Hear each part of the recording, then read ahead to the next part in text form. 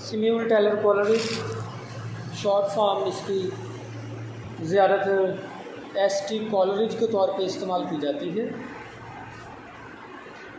Samuel Taylor Coleridge.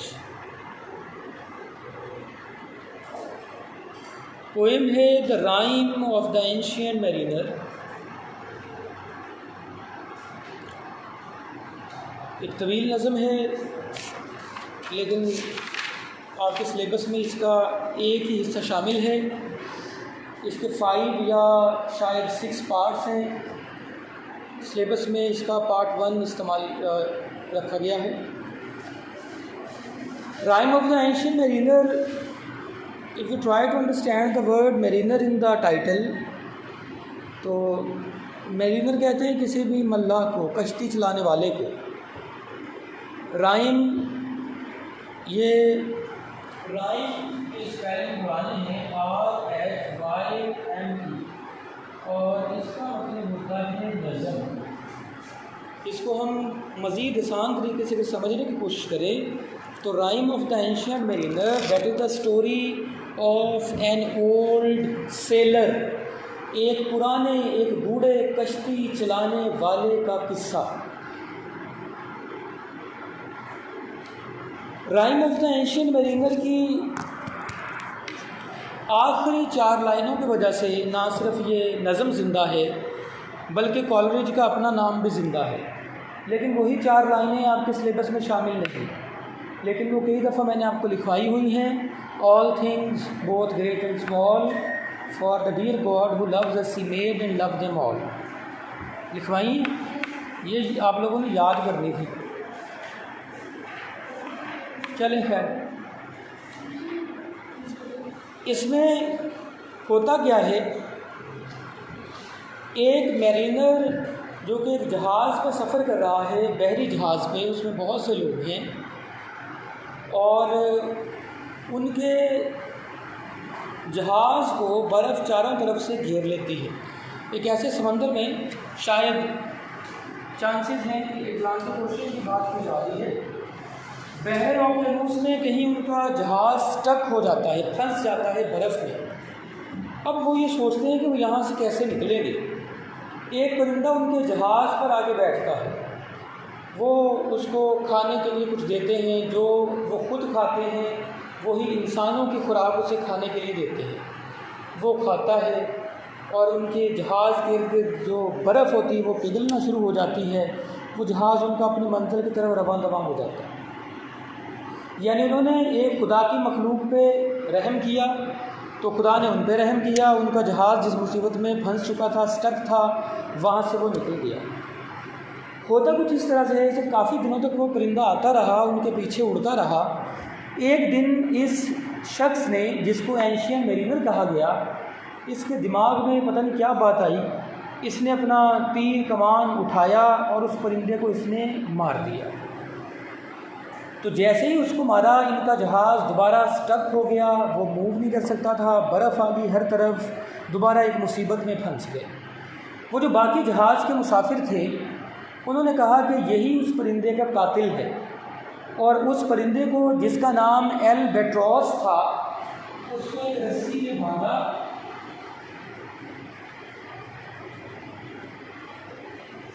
और उसके गले में उसको डाल दिया कि इसी ने उस परिंदे को मारा है और इसी की गर्दन में उसको लटकाना चाहिए। अब कई साल गुजर गए, ये वाक़या ख़त्म हो गया, वो मैरिनर ज़िंदा बच के पहुँच गया, ज़मीन तक पहुँच गया। अब उसके दिल में हमेशा एक बात रहती है और उसको ये कह लें कि बाउट्स ऑफ कॉन्शियसनेस आते हैं, ज़मीर की खलिश एकदम से पैदा होती है कि वो अपने गुनाह का एतराफ़ जब तक किसी शख्स के सामने कर नहीं लेता, उसको दिली तौर पे सुकून नहीं मिलता। एक शख्स को वो रोकता है उससे अपने गुनाह का एतराफ़ करने के लिए कि एक वक्त था कि हम एक जहाज़ पर सफ़र कर रहे थे और ऐसे वो बर्फ़ में फंस गया और एक परिंदे को हमने कुछ खाने के लिए दिया, फिर हम अपनी मंजिल की तरफ चल पड़े, लेकिन मैंने उस परिंदे को मार दिया और हम दोबारा एक मुसीबत में फंस गए। ये कहानी सुनाने के लिए ये एक शख्स को रोकता है और वहीं से ये नज़म शुरू हो रही है।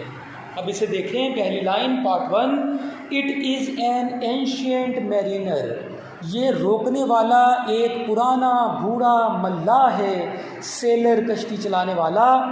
And he stopped one of 3 लोग जा रहे थे, उसने उन तीनों में से एक को रोका। Stopped one of 3 by thy long grey beard and glittering eye, now wherefore stops thou me. जिस बंदे को रोका उसने कहा, तुम्हारी दाढ़ी बहुत लंबी है और सफ़ेद है, तुम्हारी आँखें मोतियों की तरह चमक रही हैं, लेकिन वेयर फॉर स्टॉप्स थाउ मी, तुमने मुझे रोका क्यों है? किस मकसद के लिए रोका है? और इसका मकसद क्या है रोकने का? अपने गुनाह का एतराफ़ करना। क्रिश्चियन कम्युनिटी में एक टेक्नोलॉजी इस्तेमाल होती है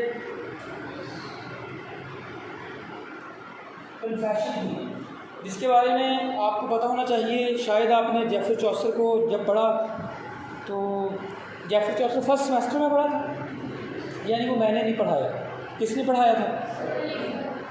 जेफरी चौसर में इसका ज़रूर रेफरेंस आता है, क्योंकि उनमें एक किरदार है जिसका नाम है पार्डनर। पार्डनर जो है वो लोगों को पार्डनर बना है पार्डन से।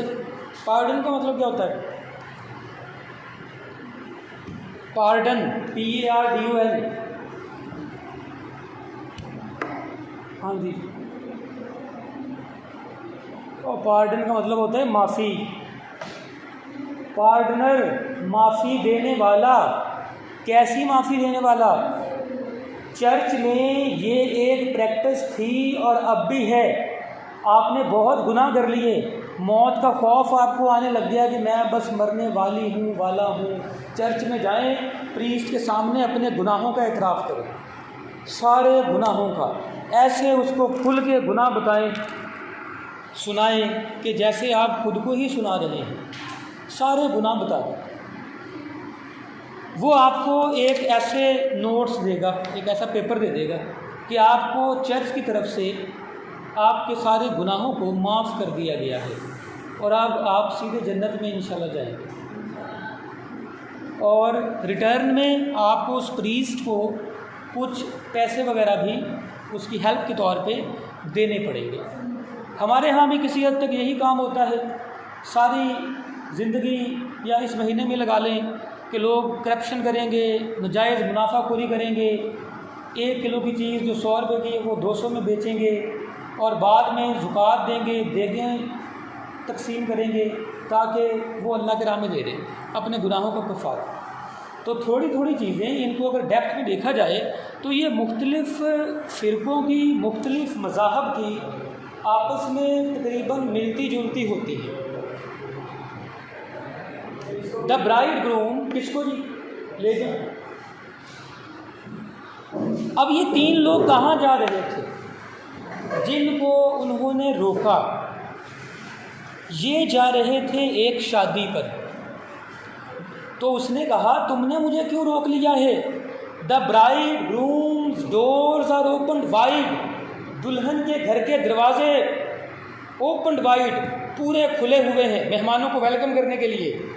And I am next of kin, और मैं दुल्हन का फर्स्ट कज़न हूँ। नेक्स्ट ऑफ किन, अगला रिश्तेदार हूँ। द गेस्ट आर मेट, मेहमान आपस में मिल रहे हैं। द फीस्ट इज सेट, खाना लगा दिया गया है। मेस्ट हेयर द मैरी डिन, और मैं आवाज़ें सुन रहा हूँ मैरी डिन, मैरी डिनर, के लोग खुशी से डिनर करने की तैयारी में हैं। और ए मैरिनर, तुमने मुझे क्यों रोक लिया है? ही holds him with his skinny hand.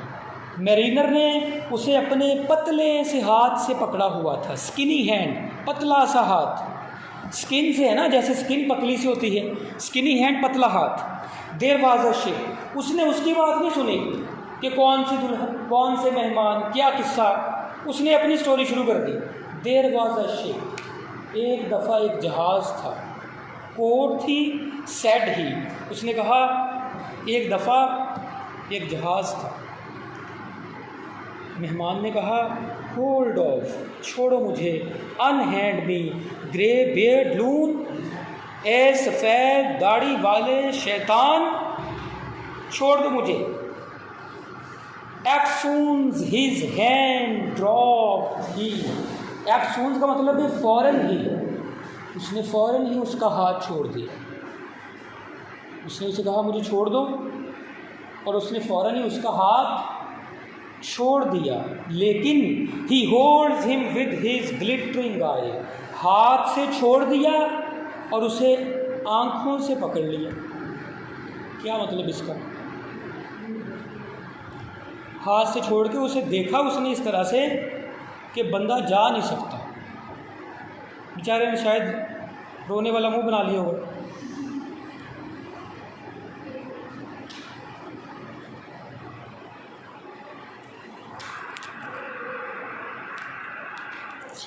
हाँ जी, he holds him with his glittering eye, उसने उसे अपनी आँखों से पकड़ लिया। The wedding guest stood still, वो शादी में जाने वाला मेहमान वो स्टिल हो गया वहीं पर। एंड लिसन्स लाइक अ, बहुत प्यारी सिमली है, लाइक अ 3 year चाइल्ड, और ऐसे रुक कर उसकी कहानी सुनने लगा जैसे कोई 3 साल का बच्चा कहानी सुनता है, जैसे उनको कहानियाँ सुनने का बहुत शौक़ होता है। The Mariner hath his will, क्या मतलब विल का? मर्जी। विल मॉडल वर्ब भी होता है, एक जुली वर्ब भी है, लेकिन यहाँ ये मर्जी के तौर पे मीनिंग आ रहा है। मरीनर की, मल्लाह की जो मर्जी थी वही हुआ, वो चाहता था कि ये ना जाए, मेरी कहानी को सुने, और वो रुक गया। The wedding guest sat on a stone, वो वेडिंग गेस्ट एक पत्थर पर बैठ गया उसकी कहानी सुनने के लिए। He can not choose but here, उसके पास कोई और चॉइस नहीं सिवाय इसके कि वो उसकी कहानी को सुने। And thus spake on the ancient man, और इस तरीके से उस बूढ़े ने अपनी कहानी शुरू की। द ब्राइट आइड मैरिनर, चमकती हुई आंखों वाला सेलर, कश्ती चलाने वाला। द शिप वाज चेयर्ड, बड़ी खुशी थी जहाज़ में। अक्सर वो बोतलें पीते हुए, कोई ड्रिंक पीते हुए चेयर्स का लफ्ज़ कहा जाता है, ग्लास को टकरा के चेयर्स, मतलब होता है खुशी को सेलिब्रेट करना। शायद आप में से कई उसको चेयर ही समझते रहे हों आज तक। चेयर्स, चीयर अप, मुस्कुराना। द शिप वाज चेयर्ड, खुशी के साथ जहाज़ अपनी मंजिल से रवाना हुआ। द हार्बर क्लियर, बंदरगाह में, समंदर में कोई रुकावट नहीं थी, सब कुछ क्लियर था।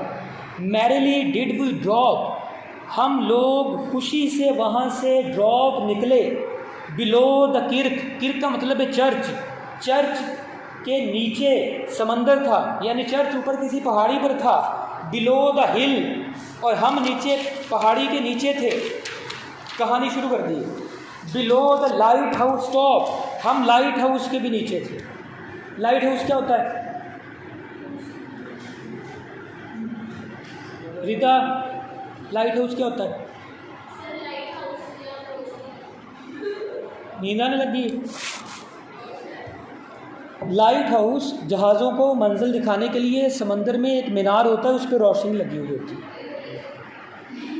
समंदर में ये तो नहीं कहा जहाज़ों को दिखाने के लिए, ये भी नहीं कहा, मेन तो मकसद इसका यही था। The sun came up upon the left, जब जहाज़ चल रहा था सूरज लेफ्ट, बाएं तरफ से निकला। आउट ऑफ द सी, बाएं तरफ से निकला। इसका मतलब है ये जनूब की तरफ सफ़र कर रहे थे। अगर इंग्लैंड से जहाज़ निकले और सूरज इनके बाएं तरफ यानी लेफ़्ट साइड पे हो तो ज़ाहिर मशरक़ से निकलेगा, तो ये साउथ की तरफ सफ़र करेगा, यानी कि ये अंटार्कटिका की तरफ सफ़र कर रहे थे। ग्रीनलैंड ऊपर है शुमाल की तरफ। सूरज निकला लेफ़्ट साइड से, आउट ऑफ द सी केम ही, और ऐसे लगा जैसे ये समंदर से निकल रहा हो। समंदर का सफ़र करें तो ऐसे लगता है कि सूरज समंदर से निकल रहा है, क्योंकि हम ज़मीन पे हैं तो हमें लगता है ज़मीन से निकल रहा है। एंड ही शोन ब्राइट, और सूरज बहुत तेज़ चमक रहा था। And on the right went down into the sea, left side से निकलकर वो राइट साइड पे जाके यानी मगरिब में ग्रुप हो गया, समंदर में चला गया। Higher and higher every day, हर गुज़रते दिन सूरज बुलंद होता गया। Till over the mast at noon, दोपहर के वक्त सूरज बिल्कुल मैस्ट के ऊपर आ जाता। पुराने जहाज उनमें ये बड़ा सा बांस लगा था जिसे मैस्ट कहते थे, इसके साथ बहुत बड़े बड़े पर्दे लगे हुए होते थे, उनके साथ रस्सियाँ होती थी। इन रस्सियों को वो खींचते थे, उसमें हवा उसको प्रोपल करती थी, जहाज आगे जाता था। तो इससे ऊपर सूरज आ गया। जब सूरज बिल्कुल इंसान के सर पे आ जाए तो वो बहुत शदीद तपश वाला होता है, बहुत शदीद गर्मी थी। देखना बाहर जब अगर सर पे आएगा तो फिर ही होगा। जून में जुलाई में जाके ये बिल्कुल ऊपर सीधा होता है। आजकल तो शायद ये थोड़ा सा उफक पे दूर होगा। The wedding guest here beat his best, उसने मातम करना शुरू कर दिया, उसने अपने सीने पर हाथ मारने शुरू कर दिए। क्यों? उसे देर हो रही है, उधर शादी के बाजे उसे फिर सुनने लग गए। For he heard the loud bassoon, bassoon बड़ा बाजा, क्योंकि उसने बड़े बाजे की आवाज़ सुनी। शादी अब तो अपने आखिरी मराहल में है। दो चॉइसेस हैं कि वो बैठ के उसकी इंटरेस्टिंग कहानी सुने या वो अपने रिश्तेदारों की शादी में जाए, लेकिन वो कहानी सुनेगा, वो शादी में नहीं जा सकता। हाँ जी,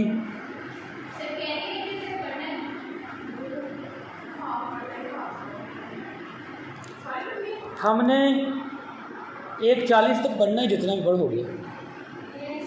आपने तो सिर्फ सुनना है। मेरा खुद का रोज़ा है, मैं सुबह की 4 क्लासेस पढ़ा चुका हूँ। मेरी उम्र भी देखें हैं, अपनी उम्र भी देखें। आपने सुनना है, मैंने बोलना है। आपका सुनने का स्टैमिना नहीं है, हम पढ़ा रहे हैं, बोल रहे हैं। द ब्राइड, हाँ जी, क्यों? तुम जाके रेस्ट कर लो, छुट्टी कर लो घर, चलिए फिर आराम से सुनो अगर सुनना है। For he heard the loud bassoon, क्योंकि उसने एक बड़े बाजे की आवाज़ सुनी। बाहर जाके पढ़ ली, उधर कहीं तुम लेट जाना, दीवार के साथ बैठ जाना। The bride has paced into the hall, देखिए कितना इंपॉर्टेंट पैराग्राफ आ रहा है। दुल्हन हॉल में आ चुकी है। The bride has paced into hall, वो किसको बता रहा है? एंशियंट मरीनर को। उसको नहीं असर होना, उसने अपनी कहानी सुनानी। जैसे मैंने ये नज़म पढ़ानी। कैसी दुल्हन?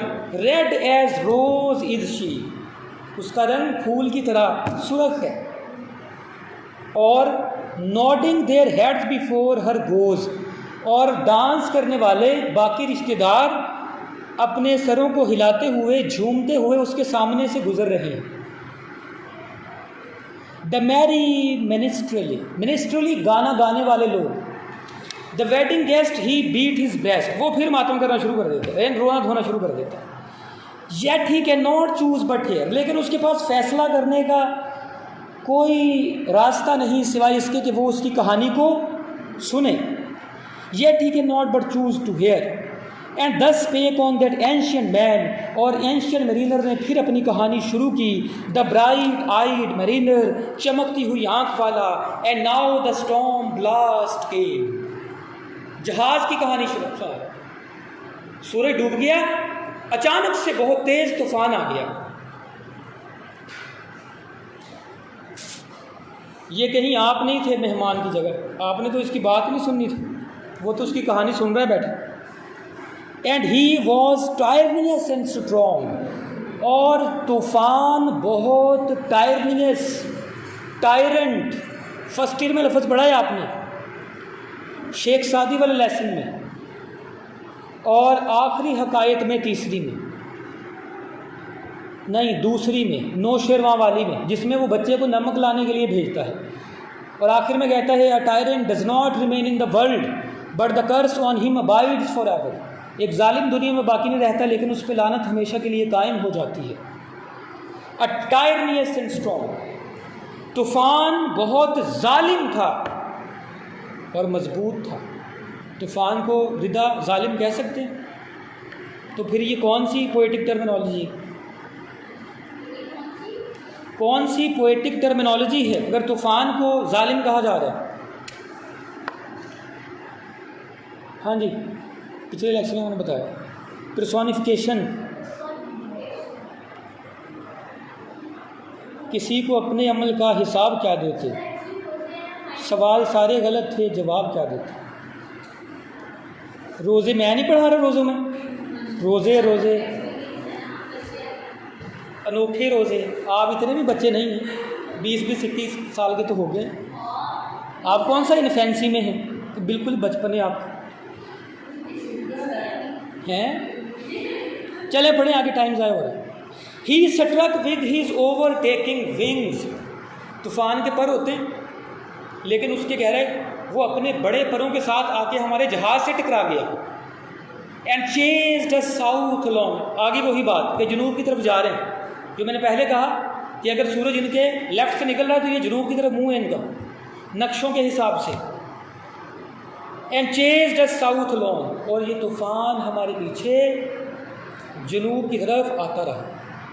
With sloping mast and dipping prow, prow कहते हैं कश्ती के अगले हिस्से को। जब तूफ़ान की लहरें बहुत बड़ी हो जाएं तो वो कश्ती को उठा उठा के फेंकता है, उसका अगला हिस्सा लगता है पानी में डूबने लगा। मास्ट गिर गए, स्लोपिंग ढीले पड़ गए। मास्ट कपड़े, तूफ़ान की उसके कपड़े बड़े बड़े पर्दे जिनसे जहाज़ चल रहा था, और जहाज़ का अगला हिस्सा ऐसा लगता था जैसे पानी में डूब रहा हो।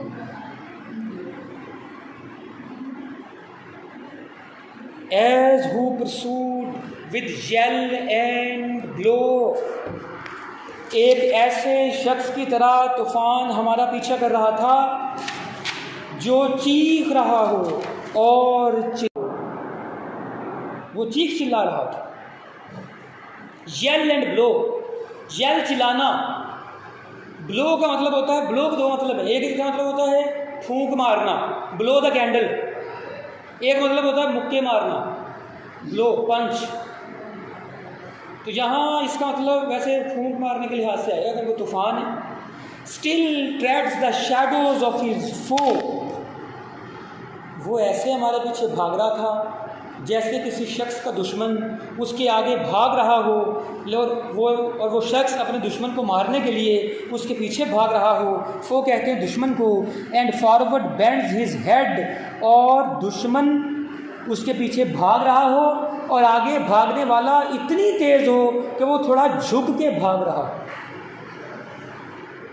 कभी रेस को देखें, ये जो रेसेस टीवी में आप कभी देखें, वहाँ पे जो ज़्यादा तेज़ भागने की कोशिश करते हैं वो थोड़ा झुक के भागते, सीधे नहीं भागते, ताकि उनको हवा उनके रास्ते में रुकावट न बने। And forward bend his head, the ship drove fast, जहाज तेज चल रहा था। लाउड रोड द ब्लास्ट, बहुत तेज गर्जने की आवाज़ें आ रही थी। किसके गर्जने की? तूफान की। And southward aye we fled, और हम जनूब की तरफ भागे जा रहे थे। And now there came both mist and snow, और फिर वहाँ पे मिस्ट क्या होती है? ये पिछली नज़म में अभी हमने पढ़ा था, season of mist and mellow fruitfulness. धुंध आ गई बहुत ज़्यादा।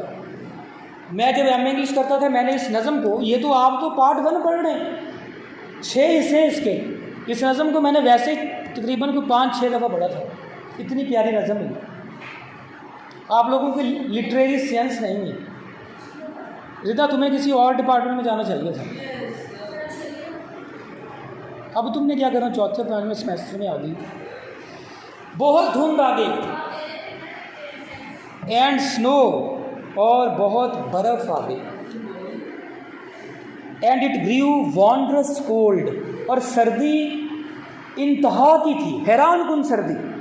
एंड आइस मास्ट हाई, और इतनी बर्फ कि वो हमारे जहाज़ से भी ऊपर तक थी। केम फ्लोटिंग बाय, और जहाज़ के इर्द गिर्द बड़े बड़े ग्लेशियर तैर रहे थे। ऐसा होता है अटलांटिक ओशियन में, कभी आपको सफ़र करना पड़ जाए। ग्लेशियर इंग्लिश का लफ्ज़ है, उसमें बहुत बड़ी बड़ी बर्फ़ होती है, बड़े बड़े बर्फ़ के पौधे उसमें। और बरमूदा ट्रायंगल भी तो उसी में है, जहाँ ये दज्जाल के होने की बातें की जाती हैं। जहाँ से कोई जहाज़ गुजरे तो वो नीचे समंदर में चला जाता है, और आज तक पता नहीं चला। और बरमूदा ट्रायंगल का रकबा पाकिस्तान से भी 1 लाख मुरब्बा किलोमीटर ज़्यादा है, और वो छोटा सा हिस्सा नहीं है कि यहाँ से ना गुजरे। 8 लाख मुरब्बा किलोमीटर बरमूदा ट्रायंगल का रकबा है। पाकिस्तान का रकबा 7,96,000 कुछ है।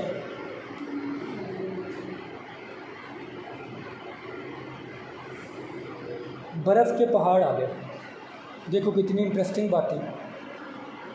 एज ग्रीन एज एमराल्ड, देखें कितनी प्यारी तशबीह है। और वो ऐसे चमकती हुई बर्फ़ थी जैसे कि ज़मुर्द का पत्थर होता है। नगीने लोग पहनते हैं हाथों में, सब्ज़ रंग का नगीना, उसे ज़मुर्द कहा जाता है। बर्फ़ ऐसे चमक रही थी। दुनिया में वाहिद समंदर अटलांटिक ओशियन है जिसके पानी का रंग सब्ज़ है, बाकियों का नीला है। और समंदर हैं कितने? 7 गानों में हैं। जुग्राफी के मुताबिक 3 समंदर हैं जो एक्टिव हैं, 2 मुंजमद हैं, बहरा मुंजमद शुमाली, बहरा मुंजमद जनूबी। ये तो जमे हुए, इनको छोड़े। बहरुल काहल पैसिफिक ओशन जिसे कहते हैं, अटलांटिक ओकियानूस जिसे कहते हैं, और बहरा हिंद। ये 3 समुद्र, बस ये 3 हैं। ये तो शायरों ने 7-8 ऐसे गानों में लिखे हों, अदरवाइज 3 है। 2 का रंग है पानी का नीला और 1 का सब्ज़, और सब्ज़ रंग है ओकियानूस का, दुनिया का ख़तरनाक तरीन समंदर, बहुत ख़तरनाक समंदर है। इसका जिक्र तो सूरह रहमान में भी मिलता है। खुदा वही है जो 2 समंदरों के पानियों को नहीं मिलने देता। ये सूरह रहमान की एक आयत है। ये तो वीडियो बड़ी आम हो चुकी है कि 2 समंदरों का पानी आपस में टकरा रहा है, लहरें अलग हो रही हैं। तो ये ओकियानूस और पैसिफिक ओशन, बहरुल काहल का जिक्र है। चिल्ली के नीचे जाके इनकी लहरें आपस में टकराती हैं। चिल्ली मुल्क है, सेंटियागो शायद उसका दारुल हुकूमत है, लेकिन आपको इससे क्या। And through the drifts the snowy clifts, और इसी बहाव के दौरान स्नोई क्लिफ्ट्स, बर्फ़ की चोटियां हमें नज़र आ रही थी। Did send a dismal sheen, sheen shine चमक, बड़ी मध्यम सी रोशनी आ रही थी सूरज की, डिस्मल मध्यम। Nor shapes of man nor beast we ken, इतनी मध्यम रोशनी थी, ना पता चलता था कि सामने इंसान है, ना पता चलता था कि सामने बीस्ट जानवर हैं, दरिंदे हैं। The ice was all between, हमारे दरमियान में बर्फ़ ही बर्फ़ थी। बहुत प्यारा इसका stanza. The ice was here, the ice was there, the ice was all around, इधर बर्फ़ उधर बर्फ़, बर्फ़ ही बर्फ़। इट क्रैक्ड एंड ग्राउल्ड, बर्फ़ के टूटने की आवाज़, ऐसा लगता था जैसे बर्फ़ ग्राउल, किसी भेड़िए की तरह ग्राउलिंग कर रही है, चिल्ला रही है। एंड रोड एंड हाउल्ड, और किसी शेर की तरह धाड़ रही है। Like noise in a sound, और मुझे लग रहा था कि मैं ये आवाज़ें बेहोशी में सुन रहा हूँ। जैसे रिदा बेहोशी में नज़म सुन रही है, इसका दिमाग बिल्कुल बंद हो चुका है। एट लेंथ, ये बेचारी सुबह से लेकर इस वक्त तक भी, क्योंकि काफ़ी इधर जॉब में मसरूफ़ रहती है तो फिर थक भी जाती है। आप लोग तो फ्रेश घरों से आते हैं। At length did cross an albatross, इसी दौरान एट लेंथ थोड़े फासले पर एक परिंदा आ गया, वो परिंदा albatross. Through the fog it came, ये धुंध को पार करके आया। As if it had been a Christian soul, हमें लगा कि ये तो ईसा अलैहिस्सलाम हमारी मदद करने के लिए आ गए हैं। इससे ये बात वाज़ेह होती है कि एसटी कॉलेज का रिलीजियस पॉइंट ऑफ व्यू कितना स्ट्रॉन्ग था। उसके बारे में कहते हैं, रिदा तुम्हारे पीछे कुछ है, इधर जाएगा शायद, देखें इधर वैस को। कहा जाता है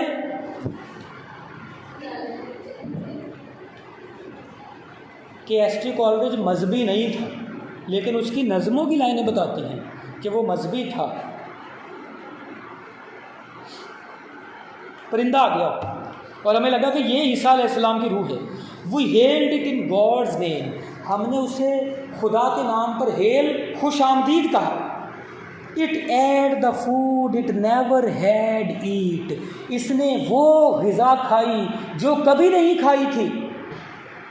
क्या मतलब इससे? यानी इंसानों का खाना। एंड राउंड इट फ्लू, और ये जहाज़ के इर्द गिर्द उड़ता रहा। द आइज डिड स्प्लिट, उसकी बरकत से कि हमने उसको सर्व किया, हमने खुदा की मखलूक पे तरस खाया, हमारे जहाज़ के इर्द गिर्द की बर्फ़ स्प्लिट, ब्रोकन, टूट गई। With a thunder fit the helmsman steered us through, helmsman जहाज़ चलाने वाला, जहाज़ चलाने वाले ने जहाज़ को फिर आगे बढ़ाया। And a good south wind sprung up behind, और बहुत प्यारी हवा चलने लगी जिसमें जहाज़ आसानी से तैरता हुआ आगे फ्लोट करता हुआ बढ़ने लगा। And a good south the albatross did follow, ये एल्बेट्रॉस, ये परिंदा भी हमारे पीछे आता रहा। With and every day for food और प्ले, वो हर रोज़ हमारे जहाज़ पर आता, हम इंसानों से खेलने के लिए और हम इंसानों से खाना हासिल करने के लिए। केम टू द मेरीनर्स हॉलो, हम सारे मल्लाह उस जहाज़ पर थे, हम उसे हॉलो, उसे आवाज़ देकर बुलाते और वो हमारी आवाज़ को सुन के आ जाता। इन मिस्ट और क्लाउड, चाहे धुंध होती चाहे बादल होते, ऑन मैस्ट और श्राउड, वो कभी बांस पर बैठ जाता, कभी श्राउड, कभी जहाज़ के पर्दों पर बैठ जाता। It perched for vespers nine, vesper शामें, विस्पर्स शामें, 9 शामों तक वो आता रहा, 9 दिनों तक। Whiles all the night through fog smoke white, रात के वक्त बहुत सफ़ेद धुंध होती। Glimmer the white moonshine, और चांद चमकता और ट्विंकल ग्लिमर करता, टिमटिमाता था। मेहमान ने अचानक से देखा उसके चेहरे का रंग बदल रहा और उसने कहा, अब ये मेहमान की जुमला है, गेस्ट का, जिसको उसने रोका, गॉड सेव दी एंशिएंट मरीनर, ए मल्ला खुदा तुम पे रहम करे, तुम्हें क्या हो रहा है? क्योंकि वो अपने जुर्म की कहानी सुनाने के करीब है, उसे अपना जुर्म याद आ रहा है कि मैंने उस इतने प्यारे परिंदे को कैसे कत्ल कर दिया। तकलीफ़, अंदरूनी तकलीफ़ से उसके चेहरे का रंग तब्दील हो रहा है। इसलिए उसने पूछा कि तुम्हारे चेहरे को क्या हो रहा है? फ्रॉम द फीन्ड्स दैट प्लेग दी दस, क्या तुम्हें किसी फीन्ड्स, डेमन्स, भूतों को, जिन्नात को कहते हैं। कॉलेज की पोइट्री में ये सुपर नेचुरलिज्म के एलिमेंट्स बहुत आते हैं। जिन्नाती शायरी कॉलेज की, कॉलेज के बारे में कहा जाता है कि वो शायरी जो इसने नींद में लिखी वो कहीं बेहतर है उस शायरी से जो इसने जागते हुए लिखी। जैसे तुम्हें ना कि थोड़ी थोड़ी नींद आ रही, कुछ ख्याल दिमाग में, तो बाद में जब पूरी होश आई उन ख्यालों को रिकलेक्ट किया और लिख दिया। गालिब के बारे में जैसे मैंने बताया था कि वो रात को चारपाई पे लेटा, ऐसे कुछ शेर जहन में आ गया, अपने रुमाल पे एक नोट लगाते थे, सुबह को वो खोली, शेर याद आ गया। बल्कि मिर्ज़ा नवाब शौक़ जो कि उर्दू के बहुत बड़े शायर है, उसने एक रात में मसनवी, उसकी बहुत तवील मसनवी है, लंबी नज़म है, तकरीबन काफ़ी लंबी नज़म है, कमरे के ऊपर, दीवारों के ऊपर एक कोयले के साथ पूरी उसने मसनवी लिख दी दीवारों पर। मसनवी लिखना हैरानगी की बात नहीं है, हैरानगी की बात यह है कि वो दीवार पे ऊपर तक कैसे चढ़ा। शायर बड़े अजीब होते हैं। इन मिस्ट ऑफ क्लाउड, धुंध आ गई, खुदा तुम पर रहम करे मेरी नर, क्या तुम्हें कोई जिन्नात से डर लग रहा है? वाई लुक्स थाओ सो, तुम ऐसे क्यों नजर आ रहे हो, तुम्हें क्या हो गया है? विद माई क्रॉस बो, वो अब कन्फेशन कर रहा है, बता रहा है कि मुझे क्या हो गया है। विद माई क्रॉस बो, अपने तीर कमान को मैंने उठाया, आई शूट द एल्बेट्रॉस, और मैंने उस परिंदे को मार दिया।